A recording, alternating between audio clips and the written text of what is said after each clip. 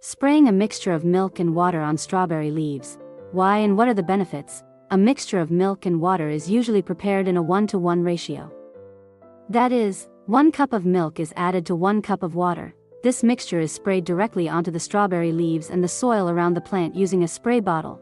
Benefits: natural protection against fungal diseases. The lactic acid and beneficial bacteria in milk help fight harmful fungi on the leaves, flashing spots, powdery mildew, etc.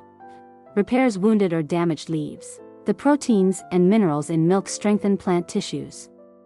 This helps the leaves recover and grow healthy. Natural pest control. Some insects, especially small pests that live on strawberry leaves, avoid the smell or texture of milk.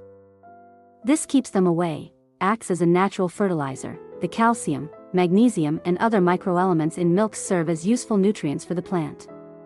As a result, the leaves become dark green, and the fruits become juicy. Important recommendations: use only diluted milk.